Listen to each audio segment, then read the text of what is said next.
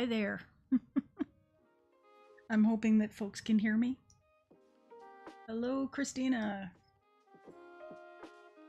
How is Ottawa doing today?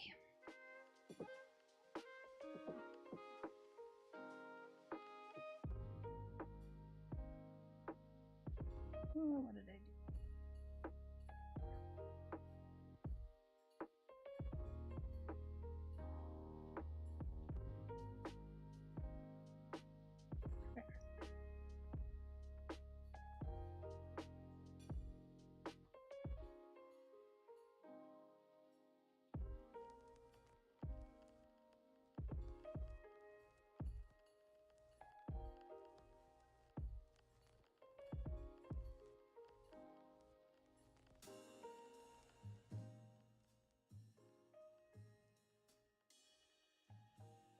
There we go. I just lowered the sound on the music. So hopefully that's not being too loud in the background there. 20 degrees, my goodness. When I got up this morning, it was something like -8, and we'd had a dusting of snow, and I think, not sure, but I think we've had enough sunlight to, at very least, melt the snow that we got. I'll have to take another look before I go pick up the husbeast. Work later on. 20 degrees and sunny. Goodness. Sounds like your guys are getting summer already. People will be taking the tarps off the pool soon.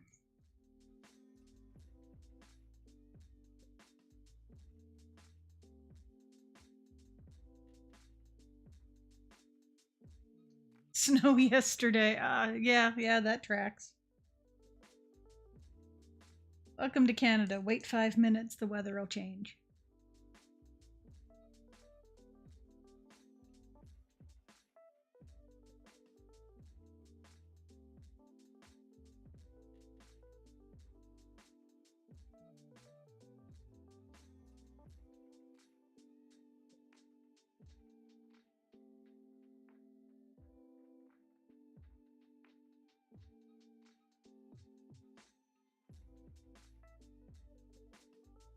So what is it you're working on today?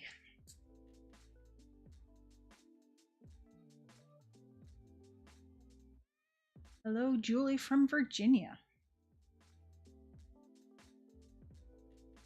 I suspect that you don't have snow at all. What am I working on? I am working on the step-by-step sweater. Oh, what's the name of the person who designed it? I want to say Florence Mills, but I could probably be wrong on that. Gonna look up the pattern here. I was in the middle of doing that when I went live, actually.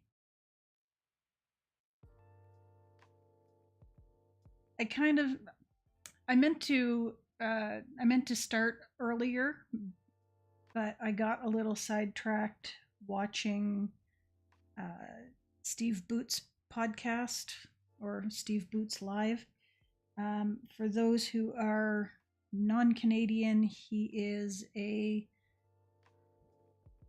former school teacher who talks about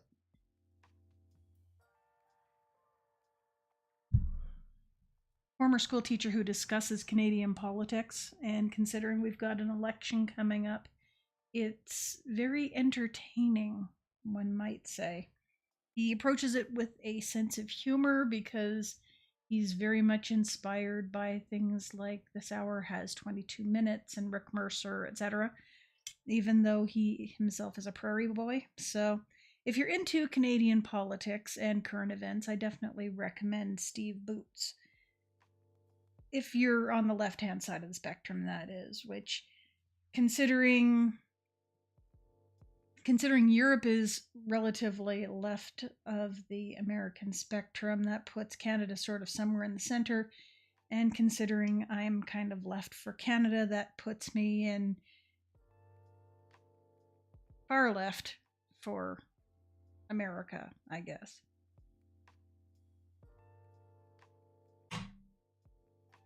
So he's another sort of progressive voice.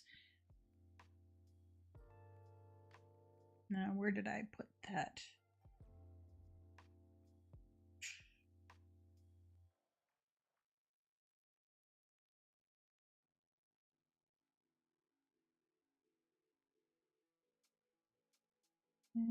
Knitting. I've got all my patterns on my drive, and I have a hard time sifting through everything. Butters. Step by Step. Handmade by Florence. So yeah, I think the name of the designer is Florence Mills. If you don't have issues going to Ravelry, I definitely recommend giving it a look. Voted for Kamala. Yeah, I probably would have too.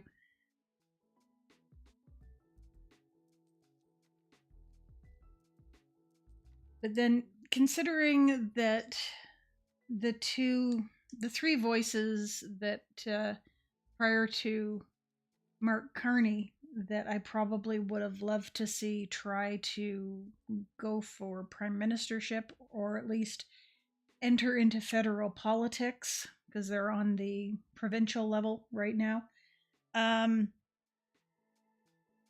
Not to say that our NDP leader Jagmeet Singh isn't good. He is. Pardon me. He's just been leader for, I'd say, the bulk of Trudeau's prime ministership, so somewhere just over 10 years. And the party seems to be floundering right now, so if I was to promote anybody from the provincial level up to the federal level, Rachel Notley. She's a progressive voice for Alberta, but she's still very much rooted in common sense and practicality, so pragmatism.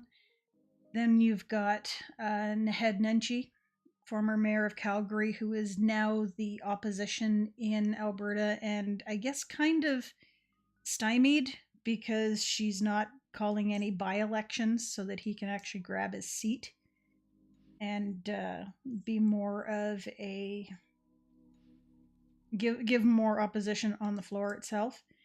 And the other one is Wab Kinew, who is I believe premier of Manitoba, and I believe he is one of the few Indigenous voices in provincial politics. So as much as I would hate to deprive Manitoba of him, I think he would do fantastically on the federal level. But considering where we are with tariffs and stuff like that, I'm rather glad that we've got a resource like Mark Carney to draw on. So I'm kind of hoping that I'm probably going to be voting strategically this year. Normally I would vote NDP, which is somewhat farther left, but times be as they must. Let's see here. Get caught up in chat in a moment. Just wanted to get past the increases, because I am working on the raglan sleeve increases in this sweater. So I'm just going to scroll back.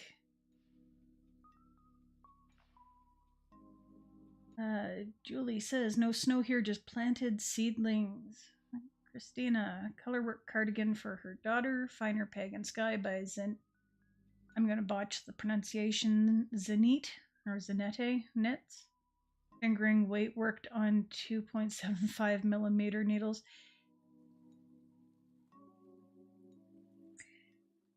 Yeah. I'm using like worsted. DK to worsted, because The thought of making a very fine sweater with very fine needles kind of scares me. Steve Boots is hilarious. He's got a good sense of humor, that one.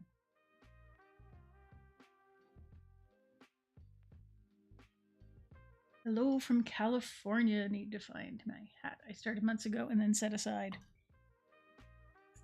This is definitely a good time to pick up old projects and works in progress because things are going to be tight for the next little while. Just saying.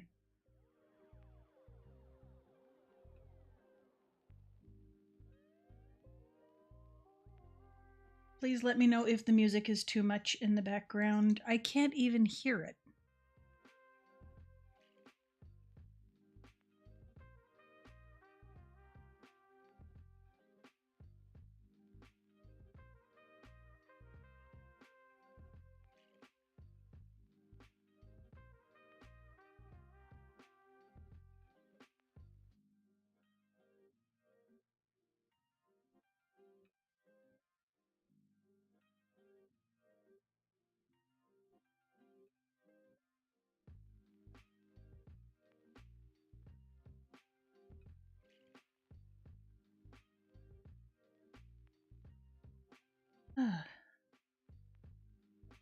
There's my started round. There's my started round. Okay.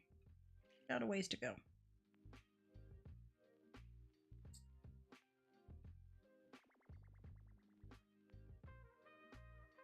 But yeah, I thought I'd come on and say hi to everybody. I'm still working on the next video to come out. Things have still been busy around here. They're starting to relax a little bit though, which is good. Is very good.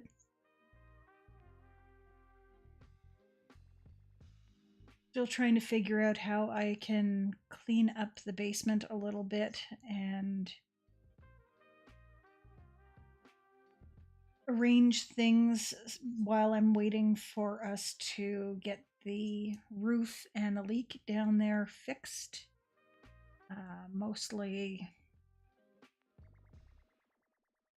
So I've been finding other little projects like the shirt that I'm wearing normally would be driving me nuts because it had a, unfortunately my little thing's over there.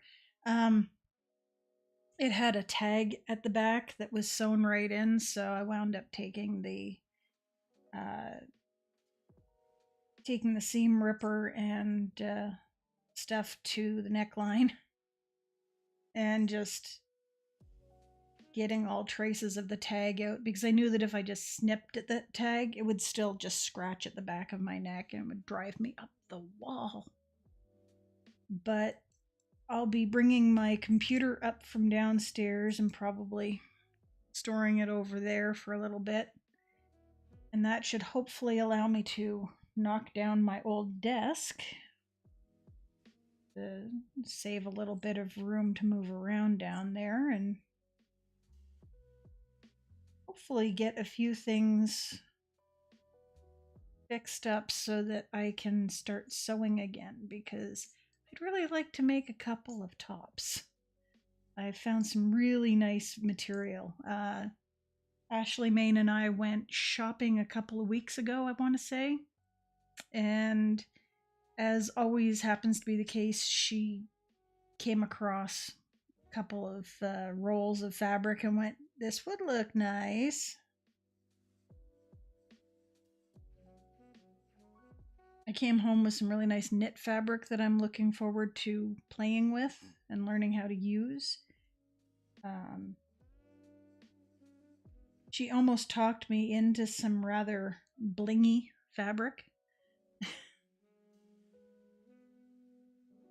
One of these days, the two of us are going to drag one of our spouses along with us on a trip or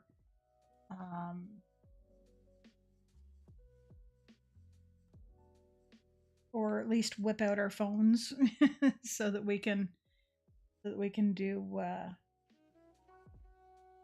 some shopping. But I don't know how much shopping we're going to be doing for the next little while. Let's see. Julie says, oh, Esther doesn't hear music but in the car heading home from shopping. Cool, cool, cool. Well, in that case, what I'll do is I will just hop over here and just turn off the music, because I know last time I had the music on and it was way too loud. So folks were hearing it duck out when I would start talking, but I gather it would just get really loud otherwise. Turn that off. And I haven't gone back to listen to it since, but I gather that I had the volume accidentally popped way up on that window. So this time I went in and made sure it was way down. And I guess we'll see how that works. Went to a thrift store today. It looked like someone had donated an entire sewing. See, every time I go to one of the thrift stores, I don't see any kind of hobby stuff. There's lots of clothes, lots of shoes, sometimes books, sometimes board games, but I don't usually see a lot of like fabric or knitting, or like yarn or other hobby stuff. Maybe it's just the thrift stores that I'm going to. Could be the problem.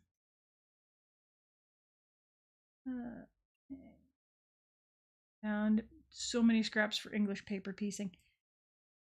Yeah, I've been going through a bunch of, when I've got time, that is. I know a little while back on my own, I went through a bunch of my stuff and a bunch of my mother's old stuff to see what was there for quilting and piecing materials, because she had like a bin that she had put on there, quilting and kid stuff. And there were a few things that it looked like she bought when my niece and nephew were babies. The rest of it looks to be either scraps or quilting explorations, I guess you could say. She did a very brief stint in quilting when my brother and I were very, very little. And then off and on when we were kids, she'd sort of dabble. And then it looks as though she quite possibly every so often would do like a motif or something just to keep her hand in.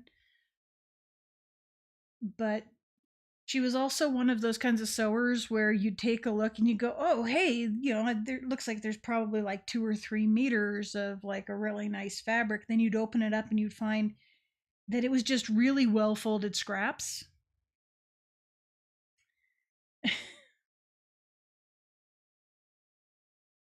So I've kind of been trying to find all of those to kind of put into my scrap collection, so that when I do crazy quilting or English paper piecing or something, that I can just draw on some of that stuff.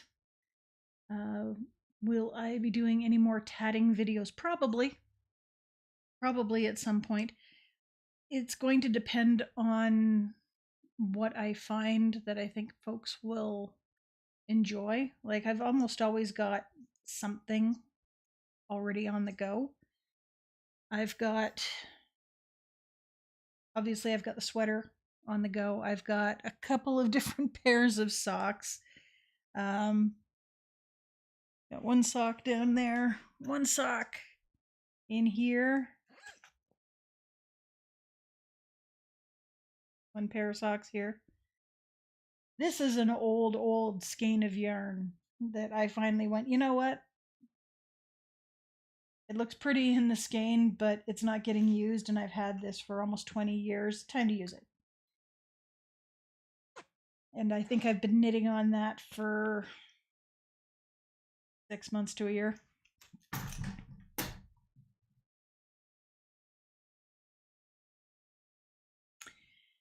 Let's see here. And yes, I do happen to have I call them anxiety doilies. Um, I find, strangely enough, that tatting doilies is meditative and calming. And shuttle tatting, if you'd asked me about 20 years ago, I would have scoffed at you if you had accused me of being something like ADHD. Nowadays, it's kind of obvious. And I have to admit that uh, things like playing with tatting shuttles, it's like the world's best fidgets ever. So um, I just find tatting is one of those things that I can stick the little bag with my tatting and a couple of extra loaded shuttles into my purse.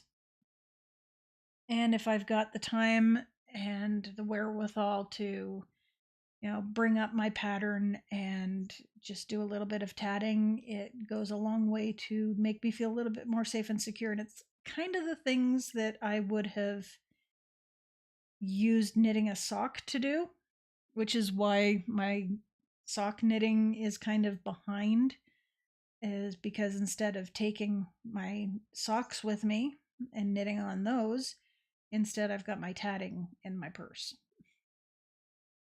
But as for videos, I'm trying to think of things that other folks would want to see made. I know at one point, um, Engineering Knits had mentioned wanting to do a parasol from one. I believe that one of the books that the author that I was working on came out of. Uh, this one of the same books that the original collar was in had also instructions for tatting a parasol. And the thing is, once you've figured out the pattern, it really doesn't take a lot of time to do it. But not having the bones of a parasol and not knowing the size that I would need to shoot for, it's kind of one of those, I'm not going to say pie in the sky, but one of those nebulous ones that you kind of hope that someday you can make, but you're not counting your chickens. One thing I did see that looked kind of cool was in one of the books in the Antique Pattern Library, I do believe, they had they showed tatting from a cape that was done. I believe at an Irish convent or something along those lines. And it just looked like it was motifs that were joined to motifs that were joined to motifs. And that looks kind of cool. Don't know whether I would do that or if I'd just use it for a trim of some sort. But it's definitely a thought.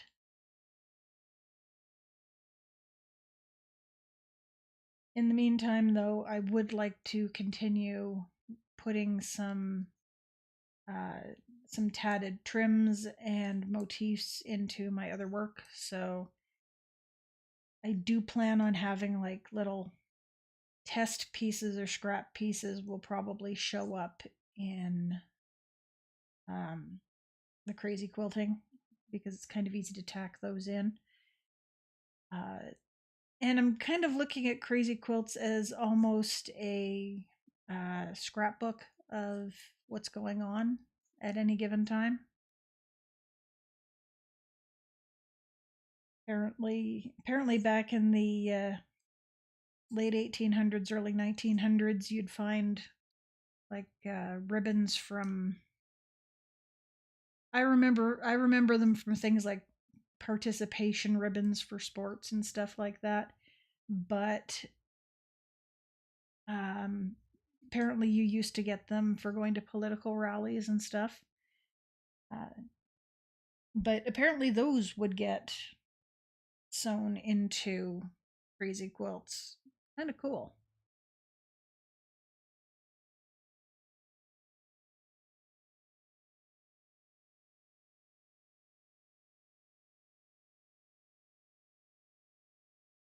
Cara Worster.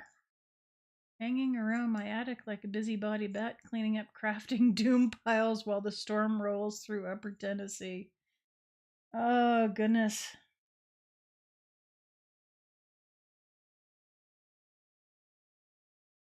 I hope the storm isn't the kind that you have to quickly, go down a couple of floors and hide away from. That's the main thing, right? Hello, Spence.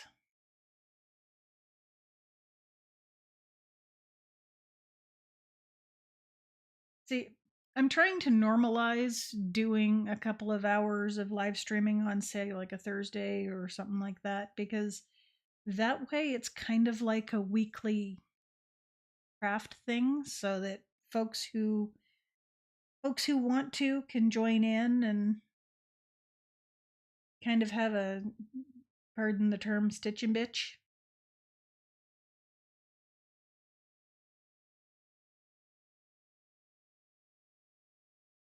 As I don't mean for live streams to take over the channel, but kind of be more of a value add.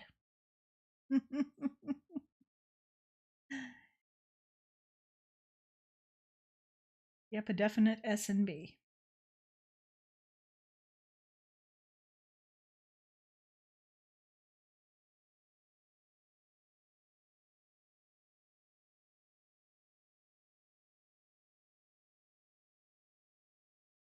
Writer friends do digital write-ins like this. Yeah, yeah, I've had evenings where we've done kind of writing stuff as well. I think they call it like co-op writing.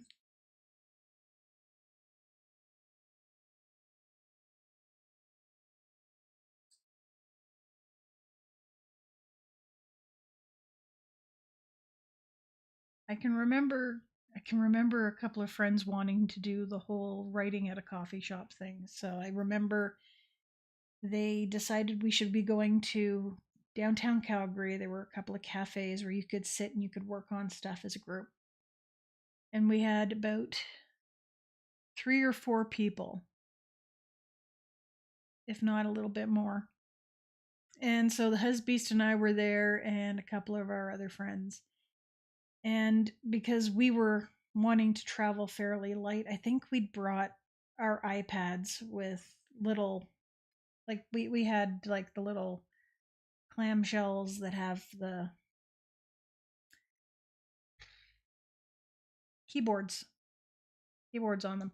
Not the Apple branded clamshell type things, something like Logitech or whatever, just because they had nice large keys. And our friends had their laptops, and apparently this cafe was frequented by a lot of people who were trying to write the next great Canadian novel, because I have never seen so many MacBooks in one place. So many MacBooks in proximity to coffee in one place. Honestly, if all else fails, you could make a pretty good business making a cafe with, like, I don't think you'd want to do unlimited coffee because people would just camp there, but definitely bougie coffee and places to park your MacBook and goodness only knows plug into the internet. Make a bundle. And in this economy, oh boy, those aren't going anywhere for a while. The in this economy joke.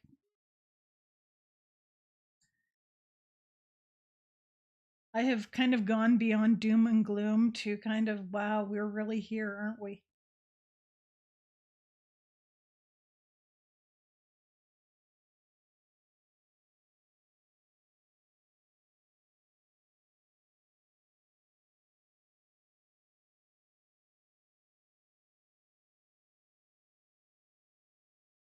Buck wild. That's one way to put it, yeah. No, like I was mentioning earlier, I'm kind of glad that we've got, a world renowned economist as our interim and hopefully elected um, prime minister, but we'll see. We'll see.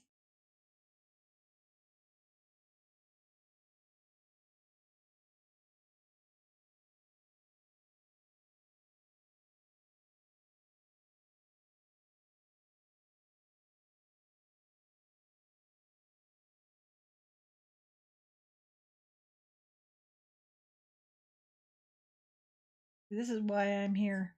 Keep from doom scrolling on Reddit. And Reddit misses me. I was looking up the pattern for this, and I got a message about how a GOP senator was reacting to the Trump tariffs with the phrase, "We're all dead." Fun times. Hello, Katini. What, Spence was watching the news and starting to despair. Was glad to see the notification. Don't despair. We kind of have to embrace the ridiculousness of the situation.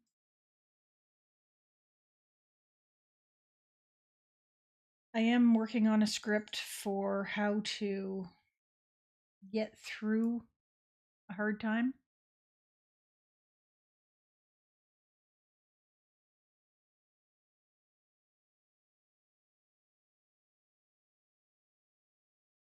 Made me witch cackle.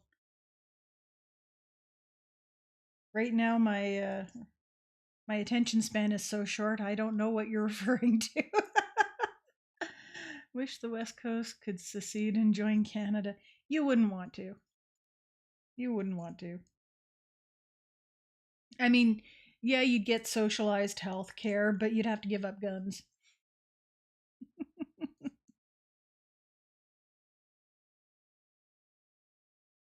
Like, I'm going to be very honest. The husbeast and I are rather anti-gun. I mean, don't get me wrong. The annexation threat becomes serious enough that we have to start arming the public.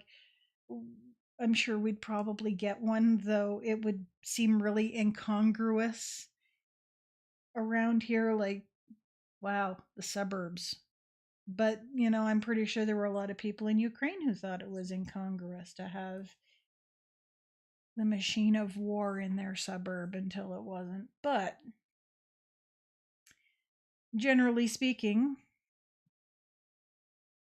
guns are not a kind of thing that we see a lot of around here, and that's a good thing, in my opinion. But there are members of the family, not my family, but the family, who are into the crazy gun toting stuff. And I mean, when I mean crazy gun toting stuff, I don't mean like a regular normal American. I mean like an American who embraces the aesthetic to an unhealthy degree.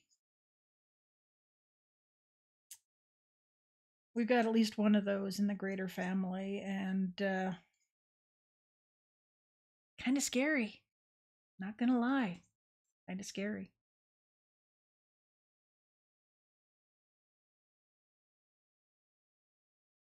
Oh, the GOP senator. See, I haven't read the rest of the statements, so I have no idea what it's all about.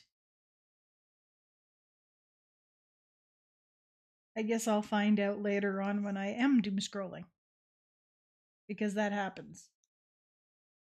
It happens a lot. Yay! I've made it to the end of the round. I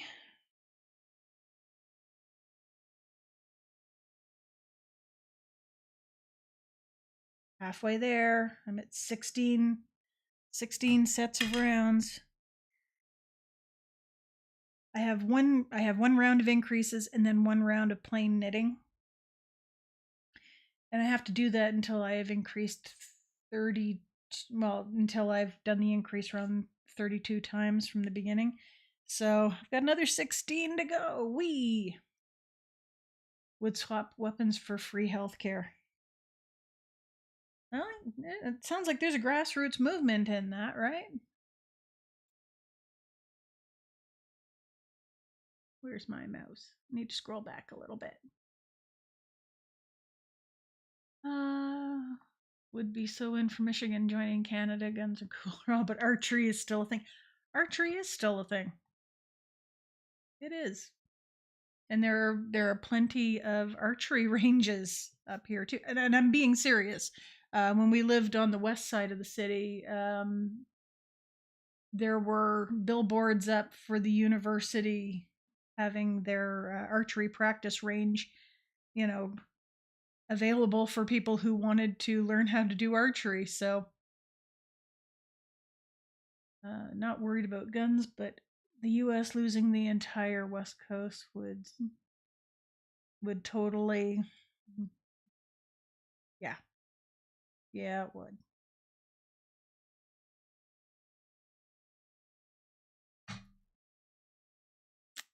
Would swap weapons for free healthcare. Probably a good trade, actually. But yeah, uh,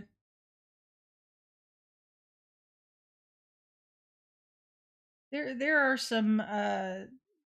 If you read Reddit and such, there are people who are pointing to different things that are kind of in motion to destabilize the U.S. Whether it's to prop up oligarchy or whether it's to burn it all down and move to Greenland. There are some really weird theories out there. I'm not a conspiracy theorist. Aside from, you grow up with things and it's meant to be entertaining. But there's some wacky stuff going on. Did I say what I was making? And you missed it. Probably just before you came over, Spence, or before you tuned in, I'm making a step-by-step sweater by, I believe it's Florence Mills. It's, I believe, uh, Alexandria Ocasio Cortez made one not too long ago.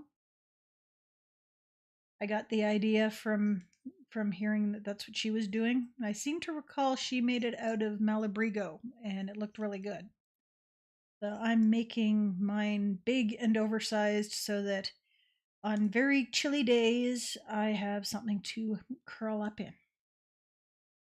This is not Malabrigo. It is Paran Blossom Cakes, which I believe are cotton acrylic. That said, for cotton, it's nice. I'm not usually a person who likes to work with cotton because I find it hard on the hands, but this has a good amount of give to it, and it's probably the acrylic content that's doing it. Baby emergency.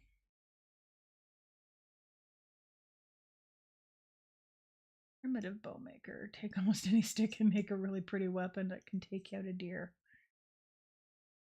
Nice. Between losing the economies of California and Washington, the U.S. would lose all of its West Coast ports. It sure would. It sure would.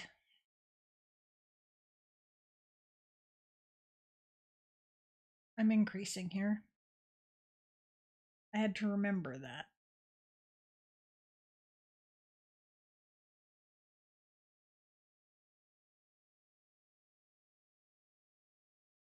What did I do here? There's two. I have too many stitches between the needles. So I increased in the wrong place. Aha.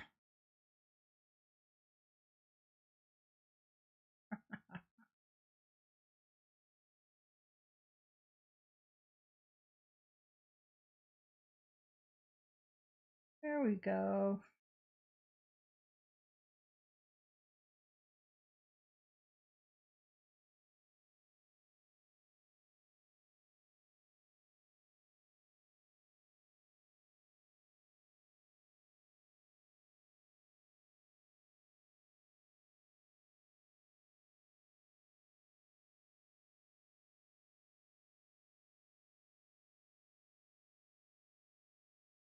The thing I am really liking about working on this sweater is it is pretty simple.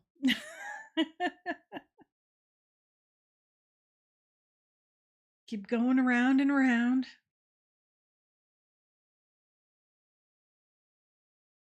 I am pretty sure that if I was a slightly smaller person, that this would probably not be taking quite so long.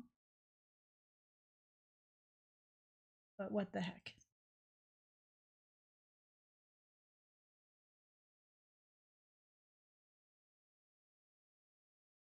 And we'll see what it looks like when I'm done and how much, whether I've got any yarn left over, because there is a part of me that's almost thinking, almost, not quite, but almost.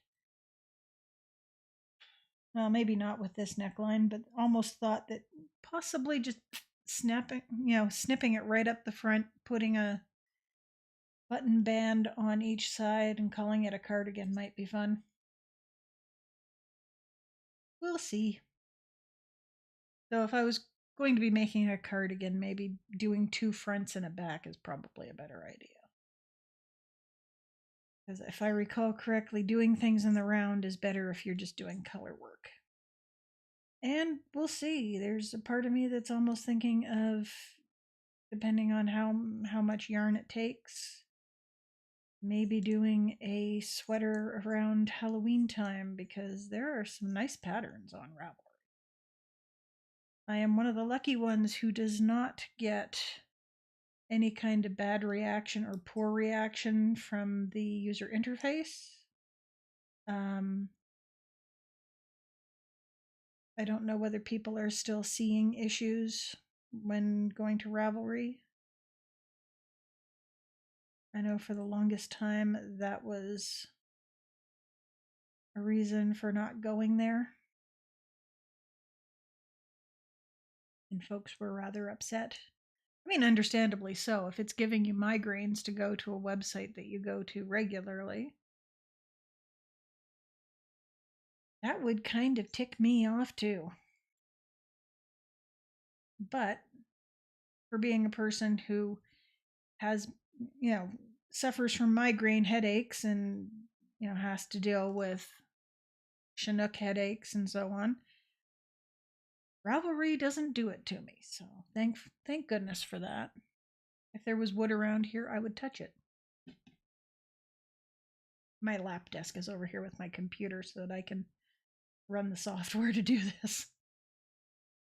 Katini, going to be crafting later, need to make more foam bricks for terrain. I'm trying to remember, Katini, what is the terrain for again? Is that for miniatures of some sort, or a diorama, or 2-year-olds needed towels?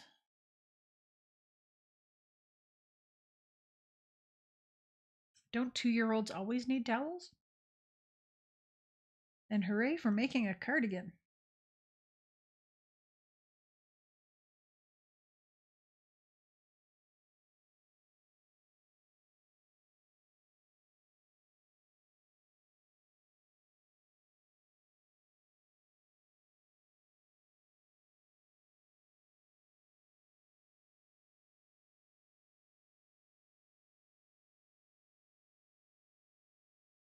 Like Warhammer, yeah. Yeah. The Husbeast plays Sigmar, Age of Sigmar. He is a Skaven player. So the Cheese Boys are almost always on the go.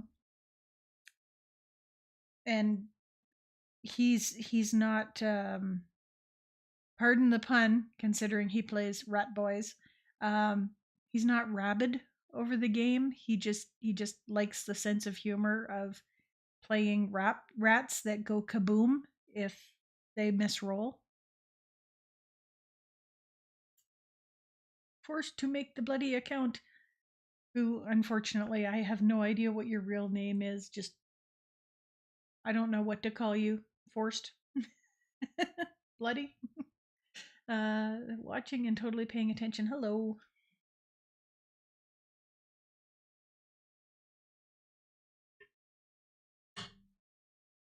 I should not be drinking pop, but there we go. As beast bearer of absurd amounts of gray thread was giving them a bath and all of a sudden blurted, "Honey, they're escaping." They learned to climb over the edge. Oh, goodness. That definitely is a towel emergency. Most definitely is a towel emergency.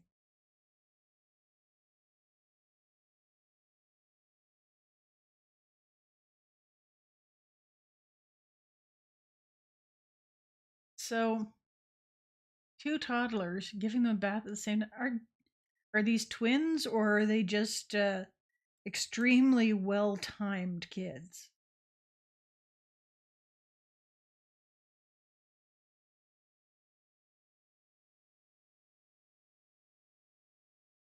Twins.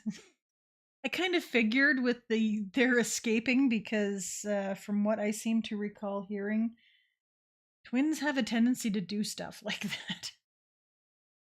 And I only know that because apparently twins run in one of the family lines, and my mother was very disappointed that the husbeast and I not having kids kind of messed with the thought that maybe we would be one of the lucky ones and win the double kid lottery. To which all I can say is, I don't know whether that's whether we missed out or whether we dodged a bullet.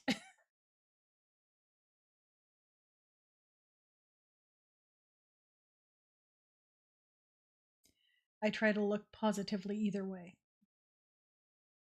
Terrifying how much more they can do compared to. Yeah, yeah, I'm sure. Because they work in tandem, and if anything, they understand each other better than you do.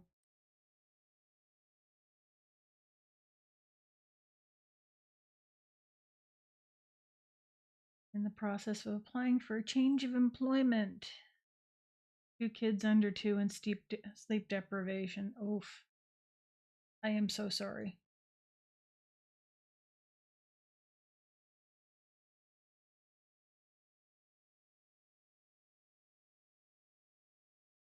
I hope that you get plenty of time to relax.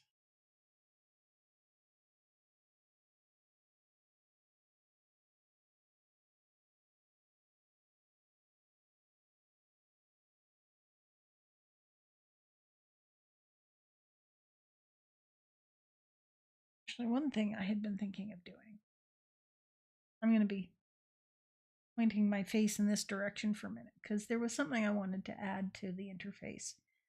Nothing really important, it's just a count of how many people are watching because it gives me an idea of what's going on. Not a vanity thing, it's just I know that you're there. I'd rather know that I'm connected and stuff.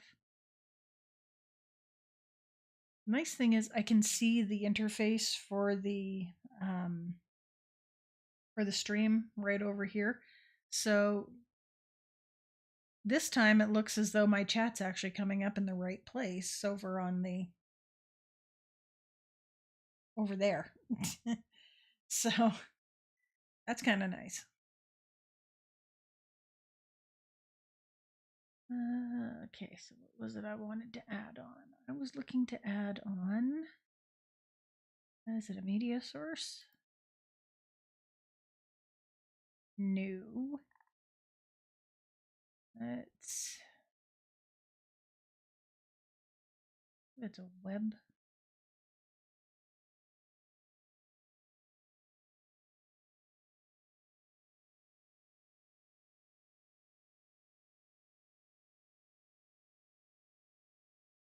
Yeah, there it is. We want to make a new one. Bullet viewers.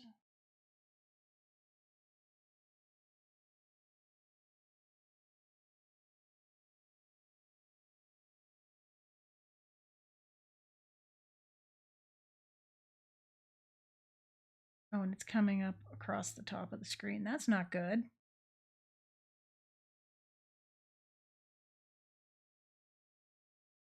Oh, please bear with me and the big blue thing that's on the screen.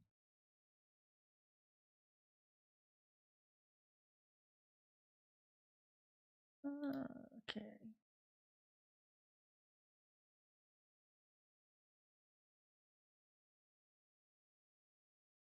Copy that. Paste it in. Okay. Is it actually going to show me anything? That's the problem. Doesn't look like it's going to. That's weird.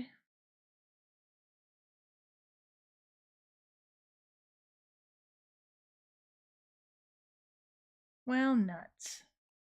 That sucks.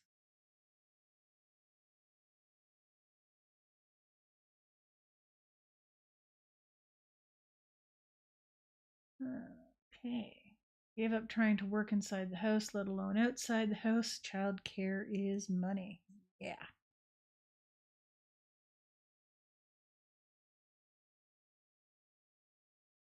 Hello, engineering nits. Hi. You are welcome to join me anytime I do one of these. One of these days, if you are ever up for it, we should like get onto Discord and maybe double stream it. Who knows?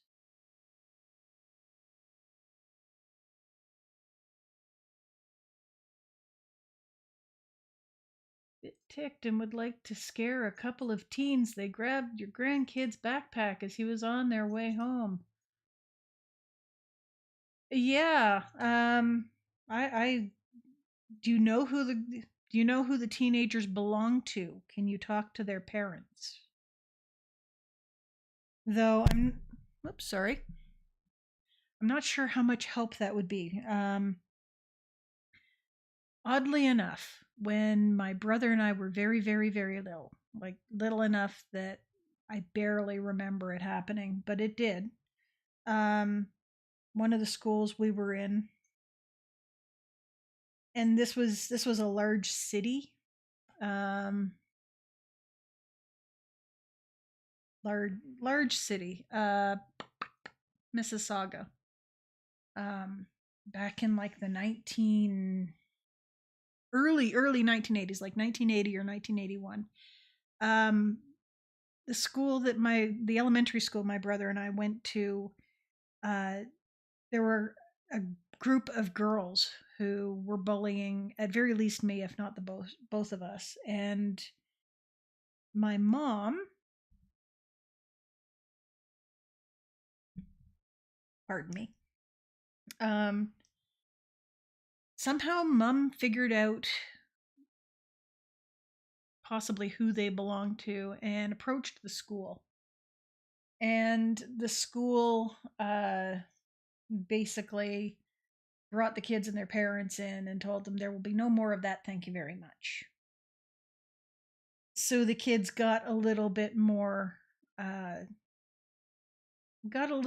sneaky about it, but they had been overt enough that they actually followed us home one day, went up to the door, rang the doorbell, and told my mother that they would stop bullying us if mom bought them chocolate. Like, you want us to stop bullying your kids, you're going to give us chocolate bars. So mom went to the school, who got in touch with their parents and gave them what for.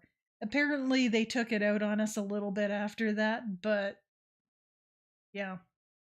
So even if you know what school the kids go to, at very least you might be able to give them a description of the kids and be able to get the stuff back. It's a possibility. or you'll find that it's gotten tossed into a ditch somewhere because kids are stupid and they're dumb and they're mean. Get me Don't get me wrong, I love kids.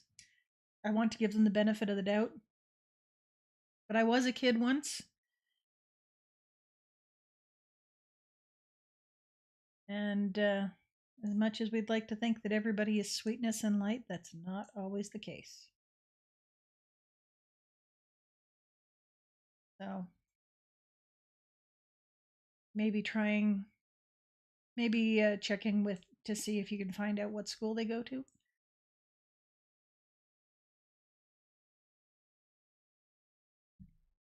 And I can understand that might be difficult because, I mean, here kids are bussed all over the place and there's a bunch of different high schools.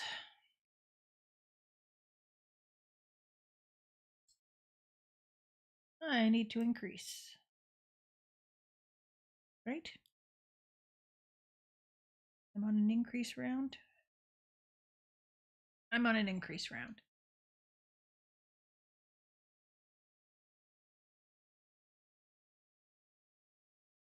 That's a big city. Yeah, big city. Teenagers by, I guess, My Chemical Romance. I never got into My Chemical Romance. I'll have to look that one up. Where's my. Give me a second. I will find my notes, my sticky notes.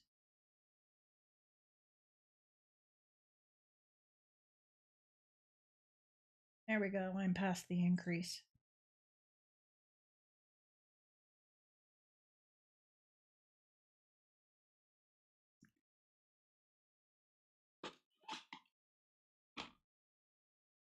Come hither, sticky notes.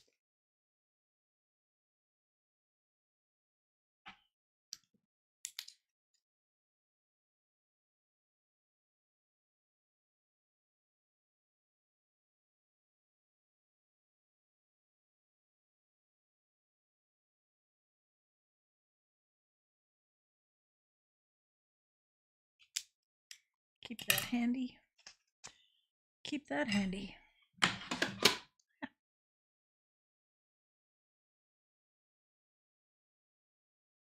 High school is go straight for calling the cops.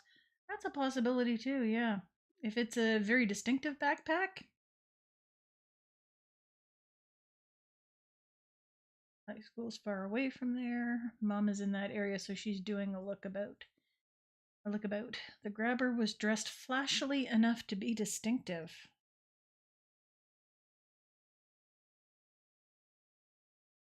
If the school laptop's in there, report the laptops. Good point. There's a lot more electronics these days that have trackers in them. Cost a bag plus laptop cost could get the cops involved. Sheriff for help. Make them feel real important. Well, law enforcement's supposed to, work for the people. No laptop, just a sweater and water bottles. Boo. One of the things I might suggest uh, further down the line, once everything's resolved, if you've got things that that are worth tracking, like keeping track of, um, there are little devices like AirTags. Um, we used to have something very similar that we'd gotten for the husbeast because he was constantly losing his keys, and he'd stick it on his keychain, and whenever he'd lose it, he'd send out a squawk from his phone and it would beep back at him. Um, until they found out that the company he was using them until he found out that the company was bought by another company that apparently had some unethical practices, I guess, like poor tracking purposes. Um, oh, that's my that's my start of round. I don't need to increase there.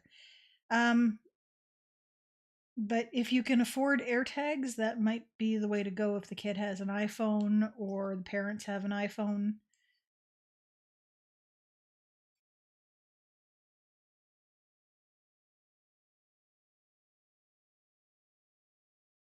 Grandkids' phone was at home charging AirPods. Were there AirPods in the bag? Because if the AirPods were in the bag, you should be able to track those. Same sort of thing as AirTags.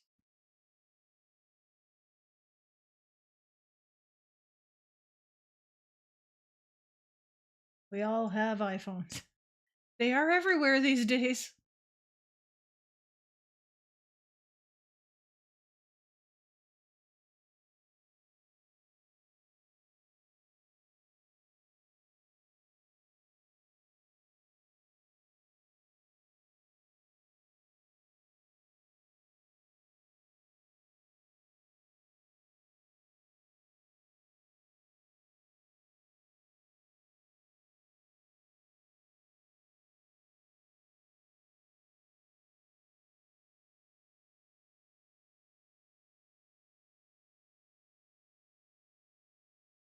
That's what I thought. Yeah, okay, yeah.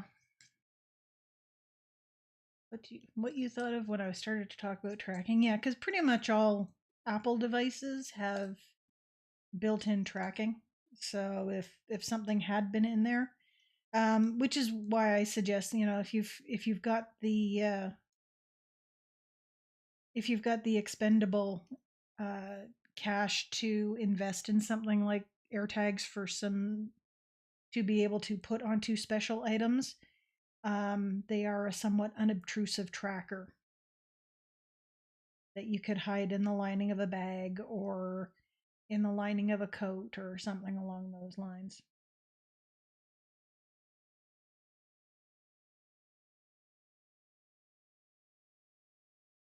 Yay for being on the knit round.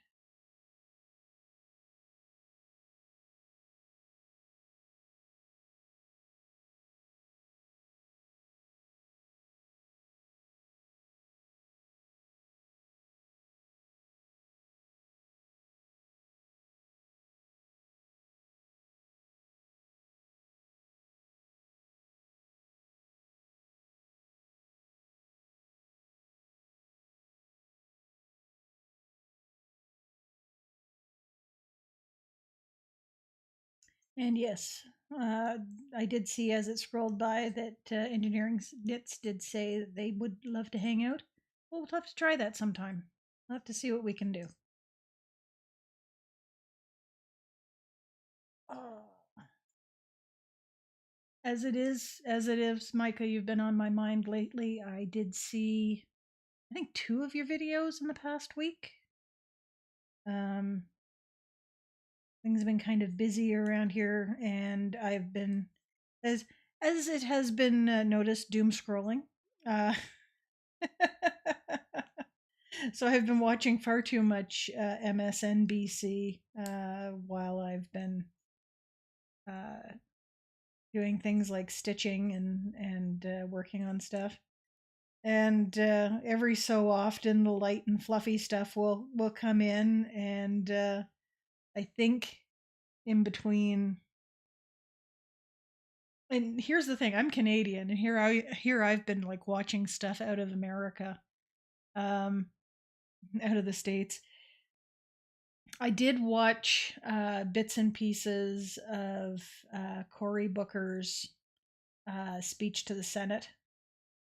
Um, I was kind of keeping track of that because that's kind of an out of the ordinary thing, and a couple of other things that have just sort of floated into my sphere. And I was watching, I think, one of those, and then it was like Engineering Knits, and I think it was making the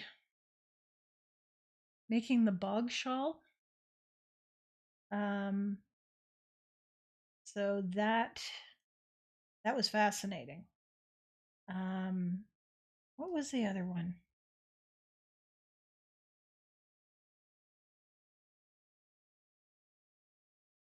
as if you're still here. I think it is strangely fascinating that you managed to wear out your electric eel wheel. Um,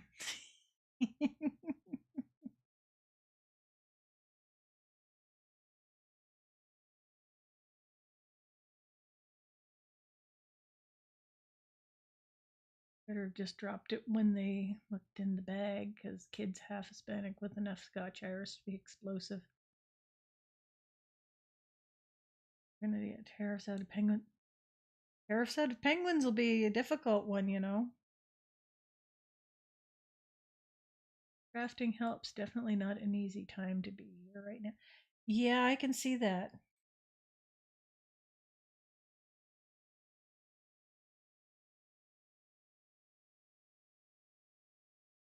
And to make but took so long for. Yeah. Have you gotten in, have you thought about getting in touch with Dreaming Robots, because they might either have the ability to pick up a new um, engine. Sorry, my brain's not giving me the right words. New motor, or they might be able to give you some pointers on what needs to be fixed there. Um, but yeah, that just sort of floored me that you managed to wear out your EEW is, and that's one of the things that at some point I'll probably be dragging mine out again, because I do have uh, some fiber that I had spun the first part of on stream, and the second part needs to be done, but I have something that I had been spinning, I believe, as just sort of a palette cleanser in between that needs to be applied. I remember I put it aside thinking, yeah, I'll let it sit overnight and I'll apply it tomorrow. And it's been something like 6 months to a year. Actually, it's more than a year, because I did that when I was living in the other house. Next dream is to make an ancient fabric, but with a drop spindle and warp weighted loom. Oh, I wish you all the luck with that, because yeah, drop spindles are beautiful. I just can't get the hang of them. I'm definitely a wheel or machine spinner. I don't have a lot of difficulty picking up the hand movements and the treadling, but yeah,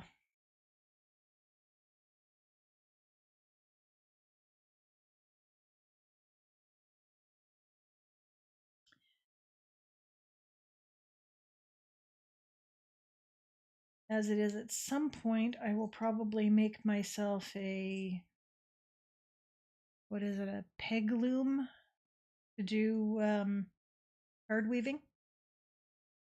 At some point, I've got a lot of things I still need to work through for other projects.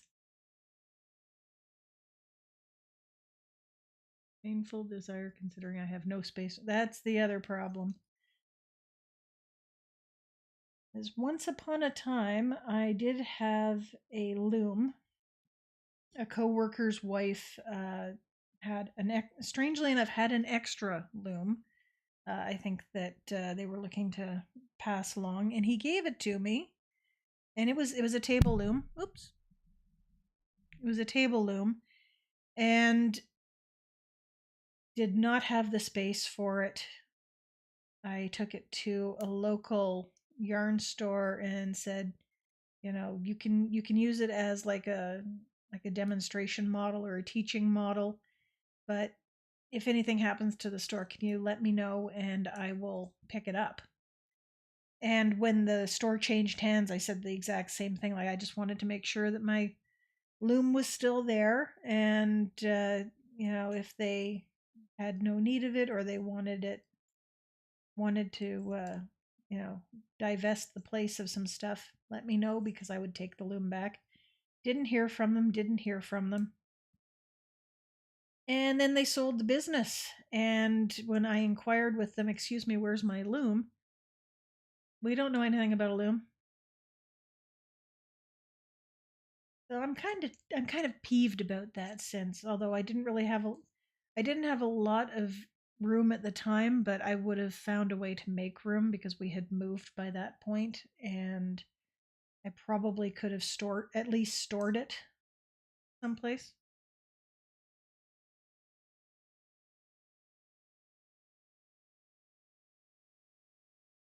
Hello, Mall of Darkness RPG and Sarah Grant Jorman. Scrolling back a little bit.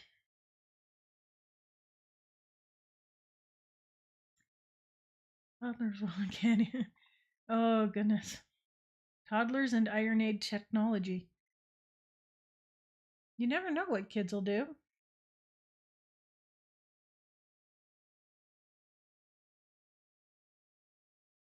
Both drop and wheel have cotton project on the other wheel.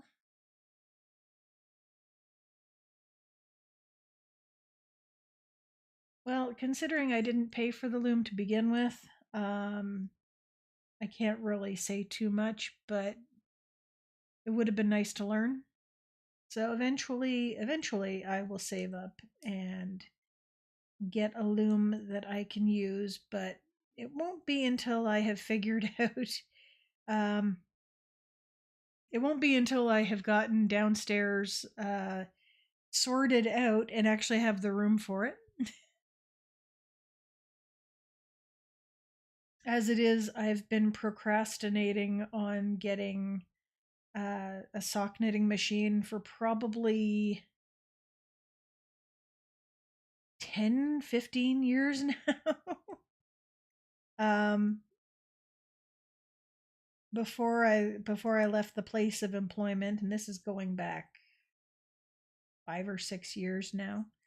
Um, I think I had been kind of keeping an eye out for circular sock machines, and at the time you couldn't get 3D printed sock machines. You could only get um, the cast iron. So things like oh geez, I can't remember the names of the actual companies. There's one that's out of Quebec that is really quite beautiful, but very pricey. Like some of these machines are well over $1,000 or $2,000, and yeah. But I remember at one point you could only get like refurbished models from places, and even then they were prohibitively expensive on even on a like a two salary household budget. So now that you can actually either 3D print them yourself or get like a Dean and Bean, it's much more affordable ish, but other things keep pushing that out of the way. As the husband kind of looked at me and went, "But you like knitting socks, so why would you get a sock knitting machine?" And the way that I put it is, there are certain people in my family with feet that are bigger than I actually want to knit for. So even if I could do the tubes and just knit the heels and toes, that would be a help. Okay, back to the beginning of the round. These raglan increases are more than halfway now. I am on increase number, well, that's increase number 17 of 32.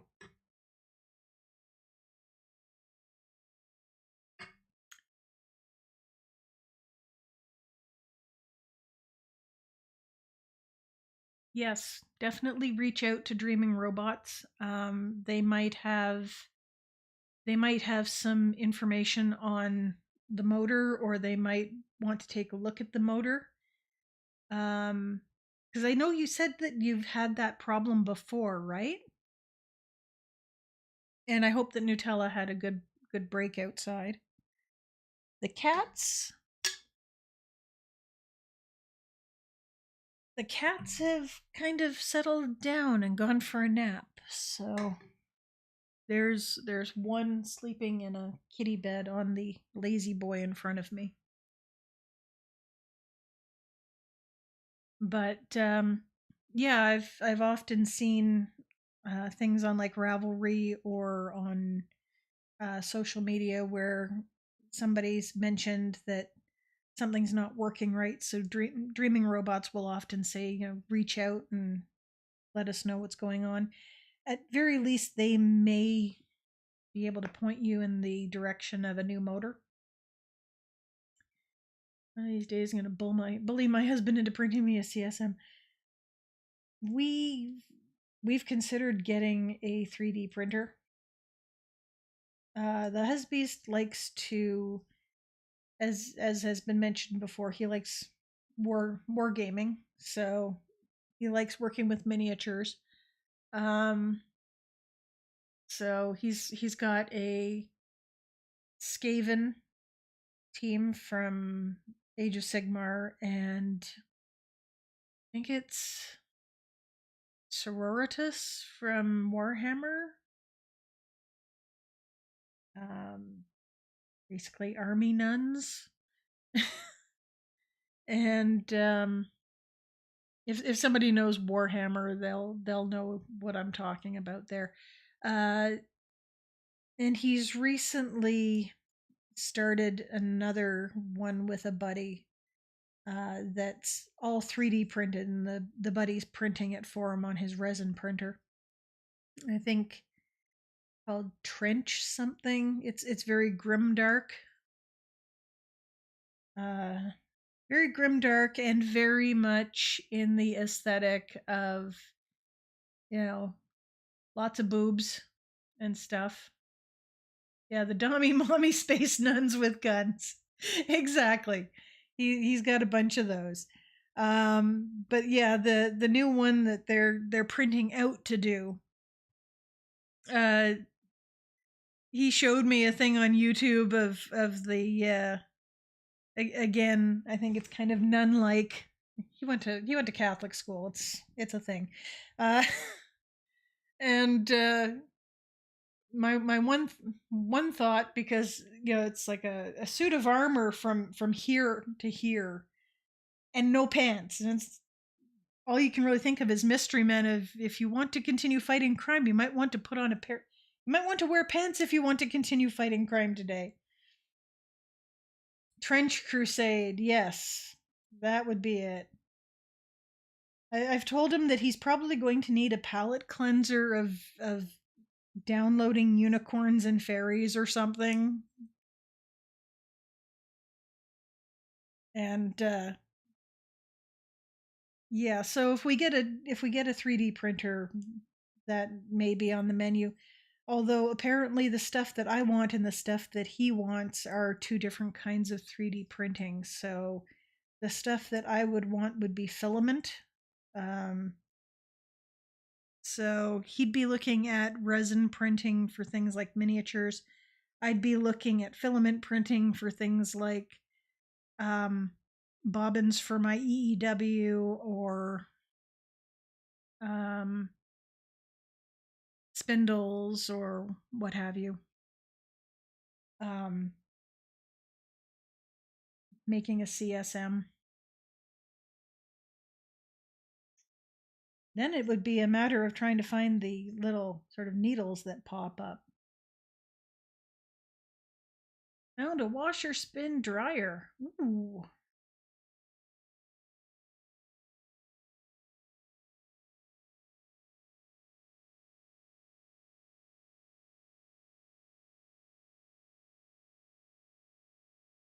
So we did sell the old house. I don't know whether I've mentioned that in the past couple of weeks. We did sell the other house. Um,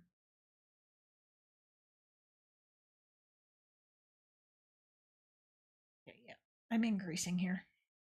And one of the things that we had to do when we put it up on the market was determine what needed to be replaced, and one of the things that needed to be replaced was the washer and dryer.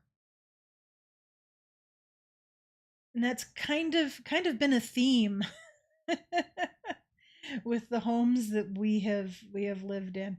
Um, when the first house that we lived in didn't have a washer or dryer, and we were kind of going, okay, well, I guess we're going to be spending a lot of time at the laundromat. And my dad and mom found a washer and dryer secondhand through I think mom's work database or something like that. There was like a swap space. And so that was our housewarming present from my parents in the first house that we lived in, was a secondhand washer and dryer. And it lasted a good long while, and we kept it with the old house. So uh, the cousin of mine who owned that house, at least he got a free washer and dryer out of the deal. Uh, the house that we moved into, the one that a lot of folks were used to seeing me in before we moved to this place, came with a washer and dryer from the early 2000s. And when I think I was doing laundry one day, and all of a sudden it quit. And it turned out that what it was planned obsolescence. There was a piece that was basically a safety measure that if you took it out, worked just fine. And since we didn't have any small children who were likely to, open up the or open up the washing machine while it was running, that was a-okay. But we weren't going to sell the house with that particular modification in in the more than a decade's old dryer or washer. So the house, when it sold, had a brand spanking new washer and dryer.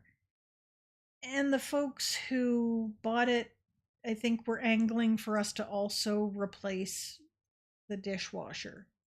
So we had to act, because they said the dishwasher doesn't seem to be working.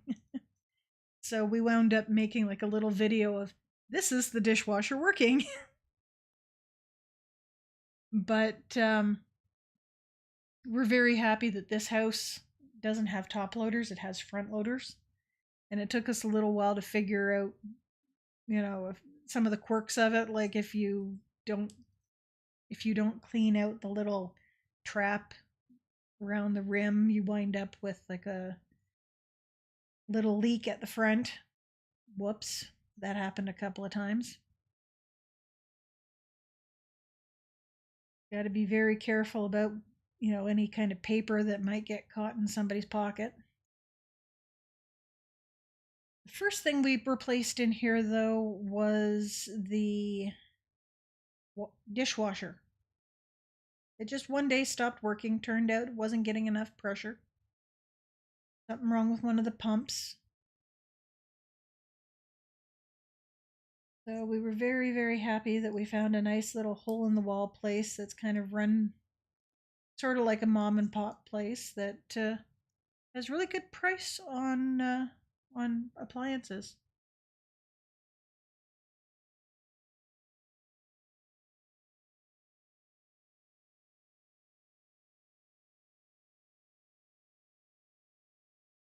Dabbling with the idea of having plastic parts to my car 3D printed privately instead of trying to pay money for the official parts. Not a bad thought.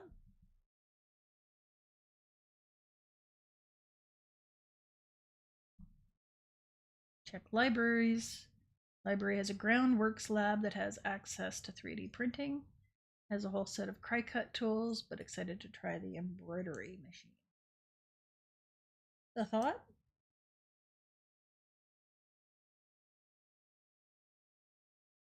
Washers just for sheep fleece, maybe drying, maybe dying. We did have like a little washer spin dryer for a little while at the first house that my parents had been carrying around for decades. and I think we used it maybe twice. And then Dad brought us the used washer and dryer, and we were very happy with that.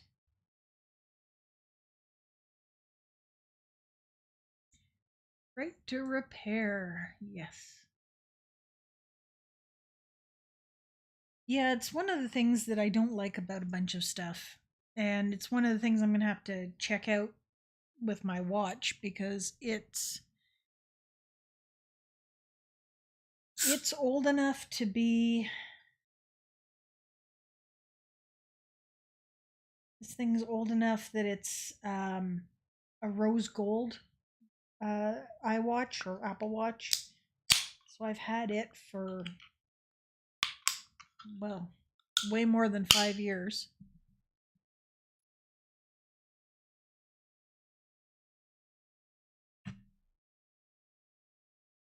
And it's getting to the point where it doesn't always keep its charge all day. Sometimes it'll come right off the charger and turn itself off. So I don't know whether the Apple Store can do anything about that, like change out the battery or what. But the only reason why I haven't replaced it is number one, I really like the watch, and I don't particularly want a pink watch, and I can't wear a gold watch because gold doesn't look good on me.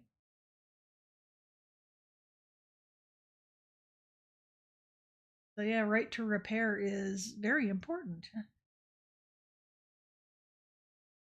And I know that, for instance, Apple's had to relax some of its strictness about such things because I believe the EU has been kind of clapping back on that.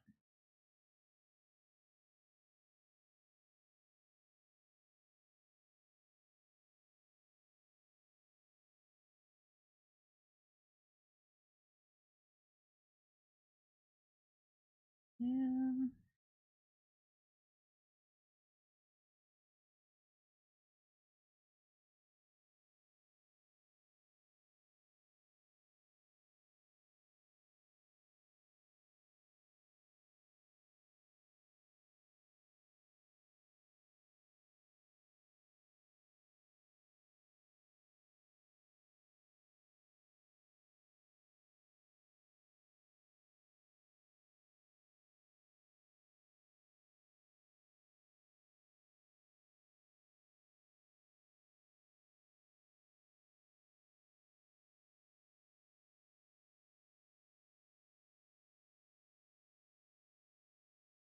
Pretty happy. I think I've gotten something like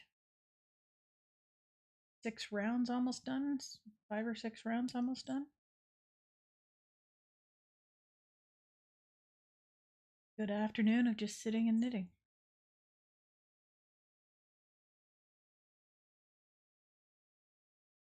Good thing someone saw what happened and called the cops, followed the teen, and got a better description of the teens. Good. I take it that's where the description of the kid wearing the very flashy clothing came from? Or rather, flashy and distinctive.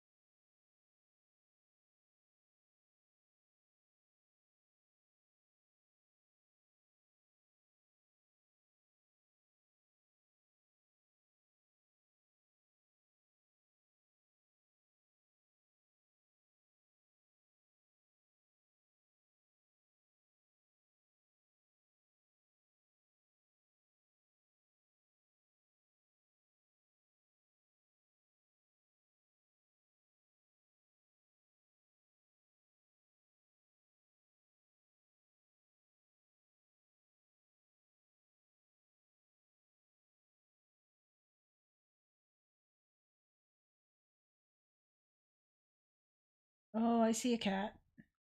Hi. Hello. Excuse me, young lady.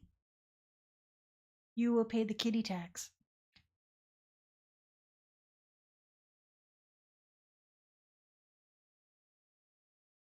Oh, purrs.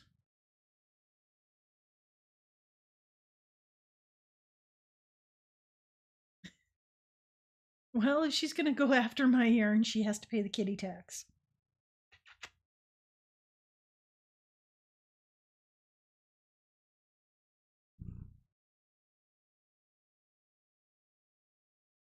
I don't know if the purrs are getting picked up. No, you're not playing with the yarn.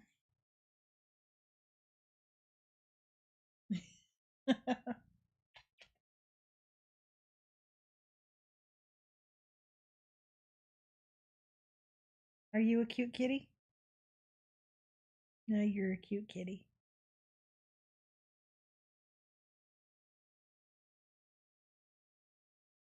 The kittens got their claws clipped last night. They were not too happy with us. Hey.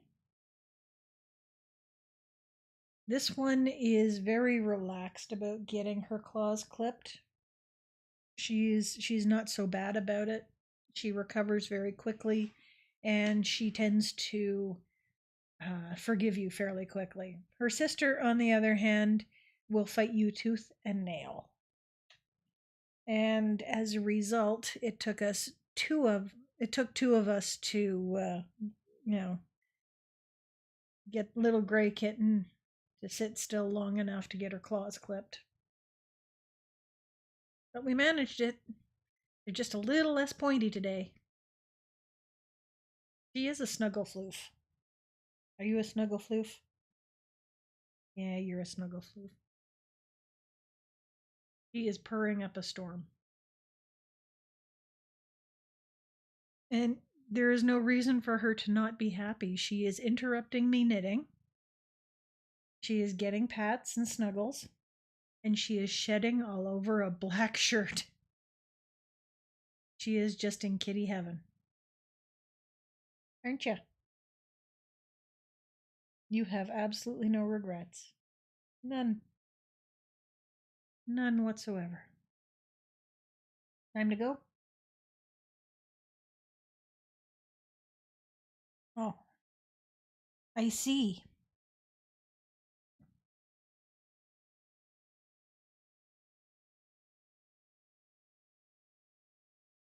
Apparently it was time to lie down on the couch between she likes to lie between my calves when I'm on the chaise.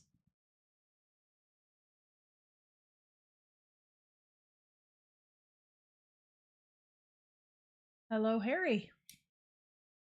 I hope you're doing well as well.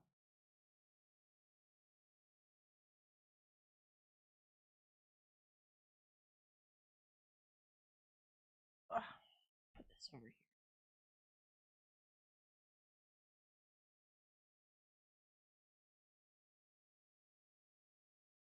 Now, I mentioned that the Caron cake or blossom cake or whatever it is I'm using here um, is actually really good. The one thing I do not like about it, there is one thing that I have a issue with. It's the way that the ball is wound. It falls apart really easily. So I wound up having to run this through the ball winder. And I think just a little over halfway done the cake, and it still took a lot of space on the ball winder. One of these days, I'm going to have to either make or buy one of the larger ball winders that you can get. I think I think there are plans for how to, you know, make like carpentry make your own large scale ball winder, one that will handle a large ball of yarn. And that might be on my horizon. We'll see. Going to depend on when we can get the garage cleaned up. Basement is definitely first on the list because, as I have said previously, I need to do some sewing.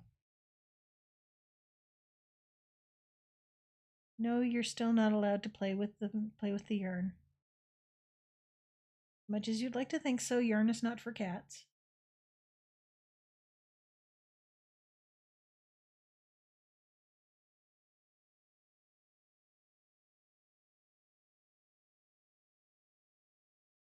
There we go. Doop.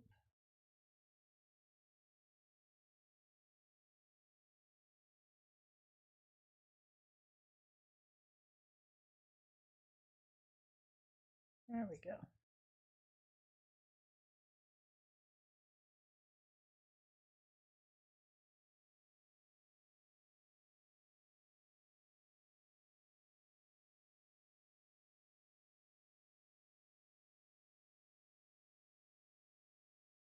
Beginning to think I need to make like a list of topics to cover in a week.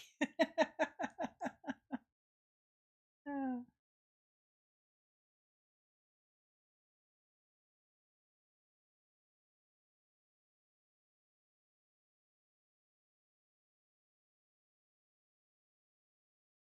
lighting on your end, it's making the spinning hard.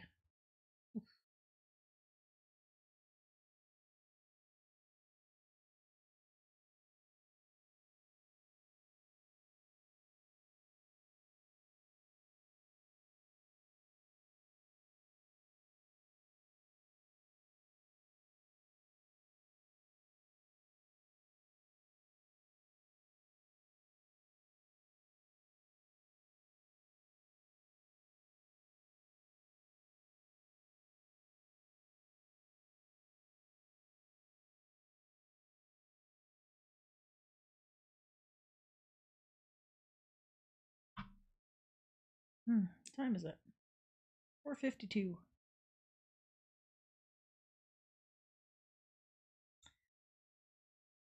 Steve Boots, does Poilievre care about working class people?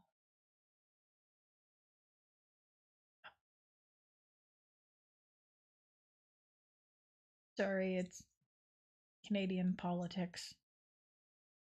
As I mentioned near the beginning of the stream, I've been listening to Steve Boots commentating on Canadian Canadian politics. What with the election and stuff.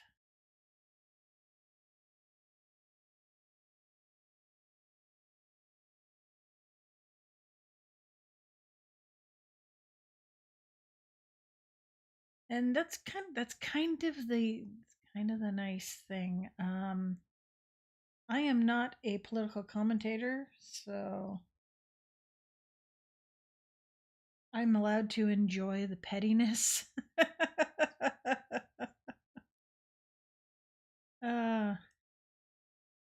I have to admit my viewing is I try to kind of watch both sides in a way. Um, the the two sort of politically minded Canadian YouTubers that I watch are, as mentioned before, Steve Boots, former Manitoban middle school teacher turned political commentator slash humor, I guess humorous political commentator. Um, and the other one is, of course, for those of you who are familiar with Canadiana, JJ McCulloch, and JJ is from British Columbia, which I take it he's from Vancouver, which is a thing all on its own. But he very much overpronounces about, and um, I know people who grew up in Vancouver. That is not a Vancouver accent, I don't believe. Um, the whole about thing. Apparently it's not even. Apparently, what people are referring to as about is not even really a boot. It's closer to a boat, and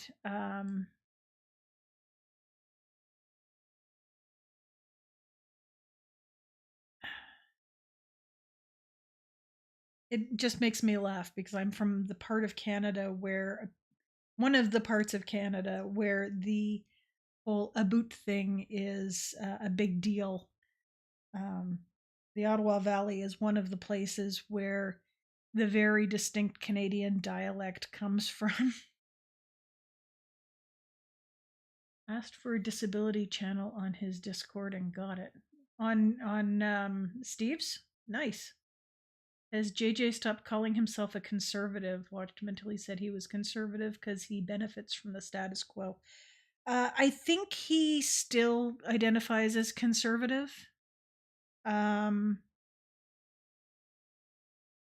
he did a video not too long ago where he was talking Canadian politics, like election politics, with three people, various knowledge of the Canadian political scene, and one of them was I think an Australian who lives in New York. The other one I think was a Canadian who I guess is more centrist, and the other one was a fellow who's very much I guess a party guy, and it was very conservative leaning. He does I do like the interesting perspective on his perspective of Canada. Like he might talk about, say, Laurentian pencil crayons, otherwise known as colored pencils. Um, but I'm not sure whether when he grew up they were called pencil crayons, whereas where I grew up, they most definitely were pencil crayons. And yeah, stuff like that. In fact, it's funny because my parents found a great big old Ritz cracker tin, like this, from somewhere in the 80s, where all of our old pencil crayons had gotten conglomerated into the one tin, and none of the grandkids wanted it, so they gave it to me, and I gave it to my niece on the husband's side of the family, and she was like, I do not know what they made these colored pencils from, but they are, they are the bomb. And it's like, yeah, those are pencil crayons from like the 1980s. They're old Laurentians. They literally do not make those anymore. So enjoy them while you've got them. Um, I do not know Rachel Gilmore. I've heard the name. I will put it down on my little list of things to look up. So, Teenagers by My Chemical Romance and Rachel Gilmore channel.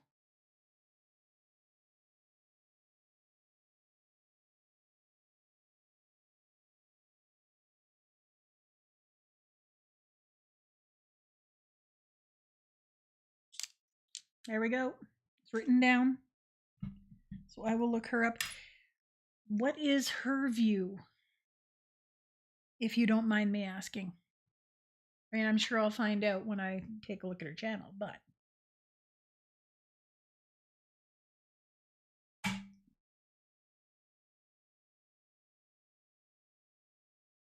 pardon me.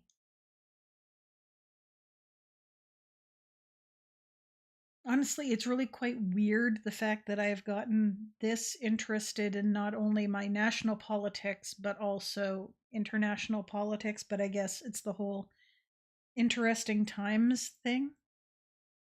Normally, up until the husbeast and I got together, I was really kind of anti politics, and nowadays it's like you probably should know something.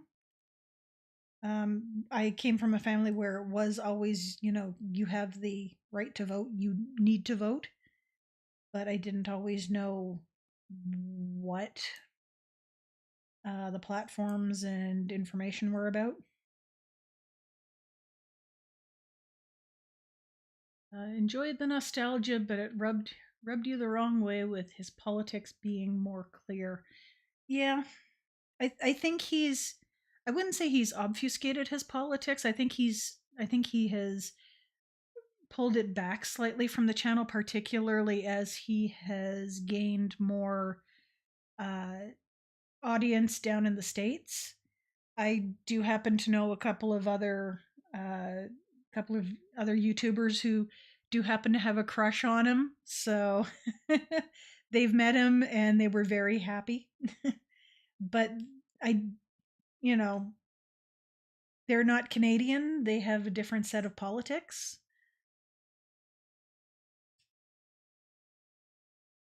Political reporter, former parliamentary reporter, mostly keeping them all in line. Have to take a look at that. Pencil crayons in the 80s and early 90s were great. You could dip them in water and tattoo yourself. I don't remember doing that. Well, no, I what I remember doing was I remember coloring my fingernails with them. I don't think they lasted very long, but it was one of those weird things that kids did back then. But fact of the matter is I was bored and I had two artists for parents, so I never lacked for art supplies.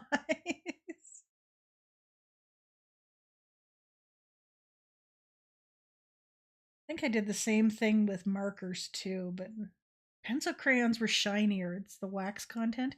I had no idea that one of the ways that you're supposed to work with pencil crayons is actually to, I think, use them with like mineral spirits. I think that if you uh, color with them and then I think use mineral spirits over it, it actually smooths it out. Weird. Whole grade got in trouble about grade 5. Oh no. For giving yourselves home tattoos with pencil crayons. Fantastic. Maybe that's how my brother in law got his start. Tattooing the other kids in grade 5.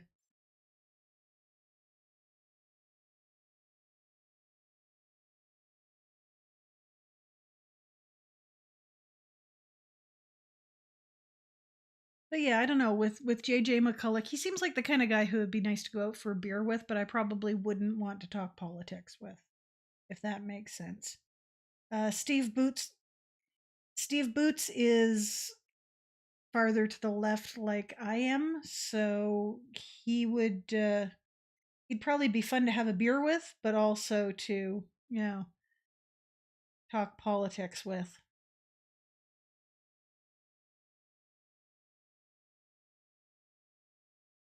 Then again, I very rarely do the talking about politics. I usually leave that to the husbeast.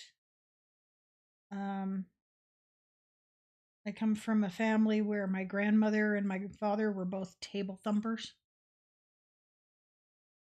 Probably one of the reasons why I never really got into politics as a young person myself. Mineral spirits gives the paper its tooth back. Interesting.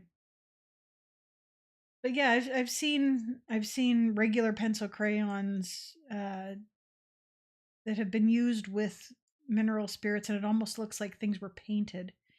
I do actually have some watercolor colored pencils downstairs somewhere, so it's not the same sort of stuff.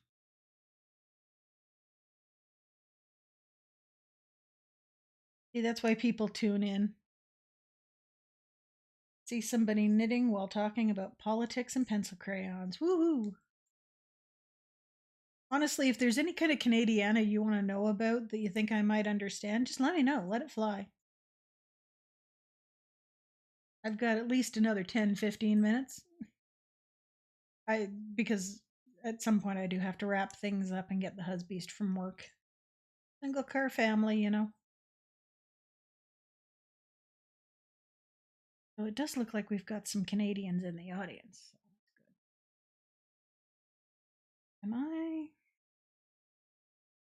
I am not increasing this round, right? I'm on the knit round.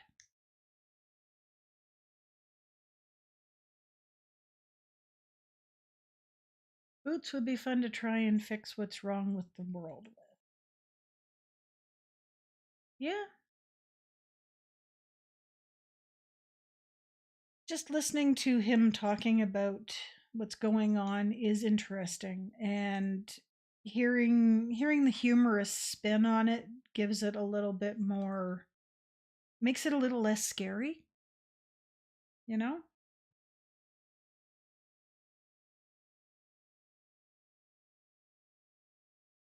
As usually, oops,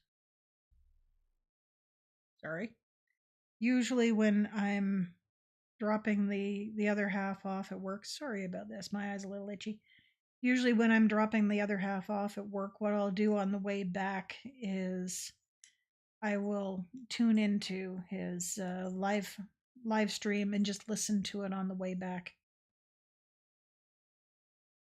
Just pipe that thing through the speakers and just listen to what's going on.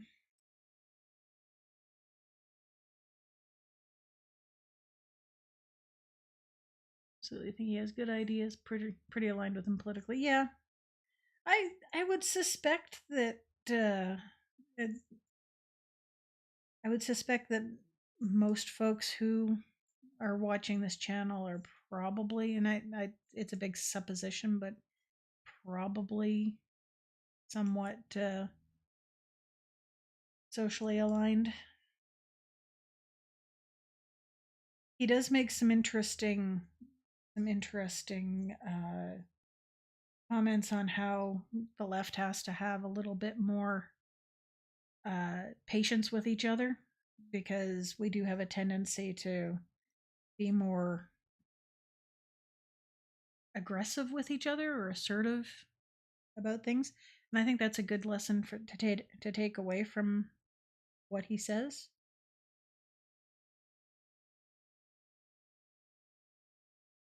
Is not everybody is going to align 100% on everything else. The main thing is to listen to each other and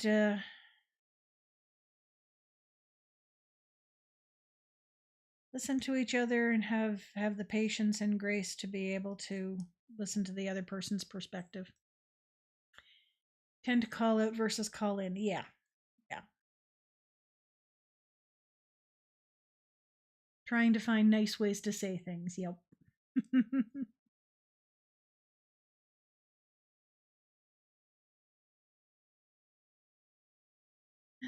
Day broke me, Canadian. Well, yeah. All the Americans have left the channel, fearing that they are in the presence of a rabid socialist. Is this when I admit to having watched Bernie Sanders repeat his speech a couple of times? Because he is a dynamic speaker, I have to admit it. He would have made a fantastic president.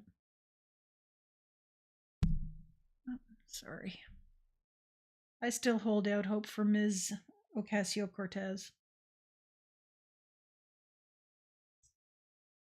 I know I keep hitting the darn thing. Tatini, I'm still here. Yay! Every time I see your name, and it's probably what you're referring to, or maybe it isn't, but I think of a Star Wars Jawa going, Utidi!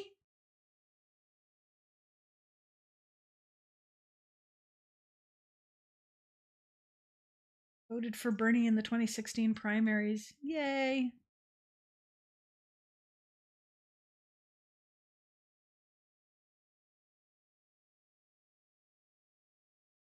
No, he strikes me as an interesting guy. He strikes me as the grandpa that wants the best for his country.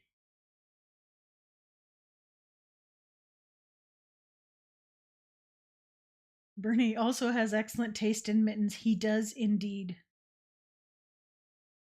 Lurk in the background. Yay. I haven't chased all the Americans away. Again, if there's anything you want to know about Canada, hit me up. No, our water does not taste like maple syrup.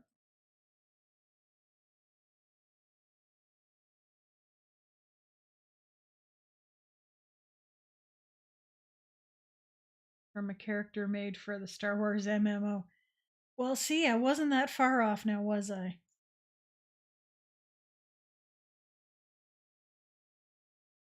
Funnily enough, if I ever get around to if I ever get around to uh,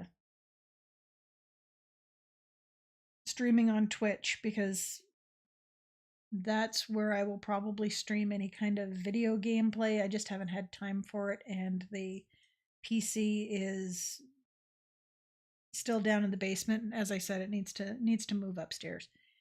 Um, one of the actually, I think I changed it, but when I used to stream, one of the little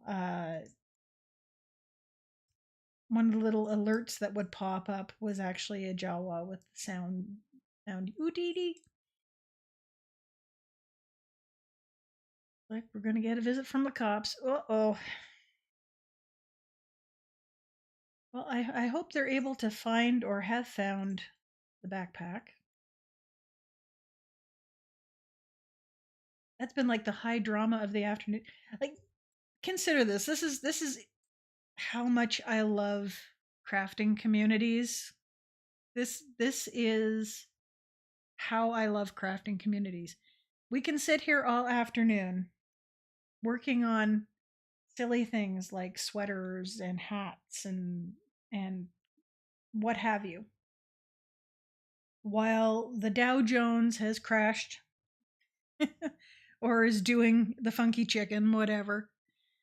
And the thing that we have been, or at least that I've been, more engaged in is the fact that your relative has an expensive backpack that was stolen by bullies. I love that. Need to get all my schoolwork off my laptop. Whoops.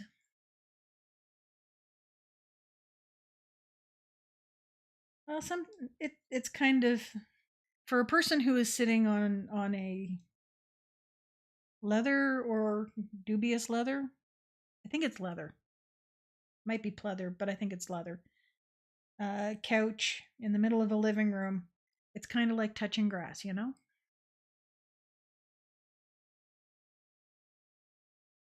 And that is one more start of round.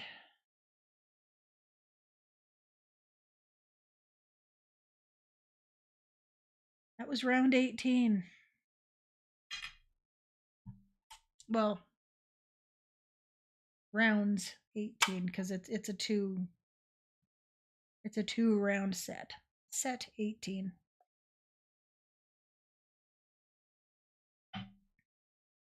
What time is it? 5:13. I think I am probably going to have to nip off. I'm going to have to pick up the husband soon enough. This cat is not going to want me to move her, but move she must.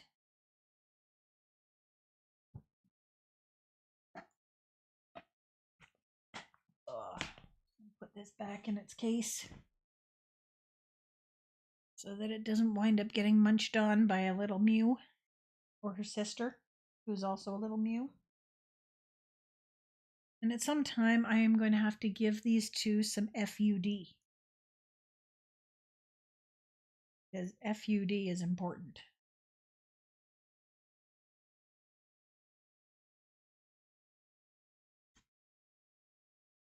It used up so much of my semester I had to drop out of it, and as that was the last of the student loans, can't afford to go back.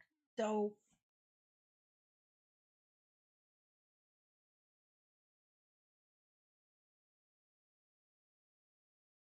I will have a good night. And yes, chronic illness sucks.